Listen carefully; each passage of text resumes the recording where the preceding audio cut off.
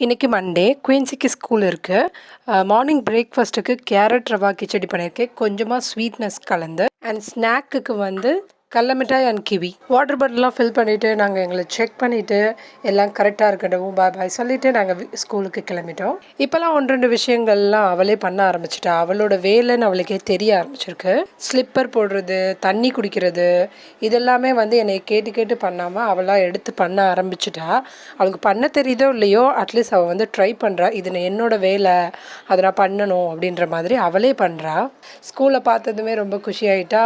வேகமா உள்ளே போயினா மண்டேன்றதுனால கொஞ்சமாக தான் பசங்க வந்து வர ஆரம்பித்தாங்க. கொஞ்சம் டிலேவாக தான் வந்தாங்க. பிகாஸ் அந்த சண்டே லீவ் விட்டாலே ஸ்கூலுக்கு மண்டே வரதுக்கு ரொம்ப அடம்பிடிப்பாங்க போல். குயின்ஸுமே அப்படி தான்.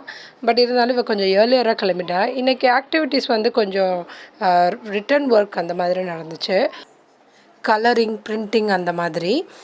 குயின்ஸிக்கு வந்து கலர்லாம் பண்ண தெரியாது. பிகாஸ் நான் இது வரைக்கும் அவளுக்கு அதை இன்ட்ரடியூஸ் பண்ணலை. சும்மா செவரில் கிறுக்குவா, ஏதாச்சும் ஸ்லேடு அந்த மாதிரி தான் கிறுக்குவா. அதுவே நான் என்கரேஜ்லாம் பண்ணலை, அவளாக பண்ணுவா. அது ஒரு கேம் அப்படி தான் பண்ணிகிட்டு இருந்தா. சீரியஸாக பண்ண விடலை. ரொம்ப இன்ட்ரெஸ்ட் எடுத்துக்கல, நான் ரொம்ப கம்பல் பண்ணி பண்ணேன். அந்த பிரிண்டிங் மட்டும் கொஞ்சம் இன்ட்ரெஸ்ட் எடுத்து பண்ணேன்.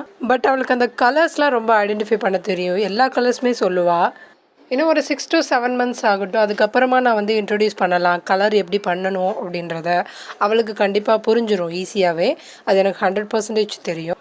பட் அவளுக்கு பிடிக்காமலாம் இல்லை, ஏதோ ஒரு ஆக்டிவிட்டீஸ் நடக்குதுன்னு சொல்லிட்டு ரொம்ப கவனமாக பார்த்தா. சில சமயம் டிஸ்ட்ராக்ஷன்ஸ் ஆனால், but it was very fun. மற்ற ஆக்டிவிட்டீஸ் எல்லாத்தையுமே ரொம்ப என்ஜாய் பண்ணால். லன்ச் முடிச்சிட்டோம். தென் நாங்கள் டாட்டா பை பாய் சொல்லிட்டு கிளம்பி வந்துட்டோம்.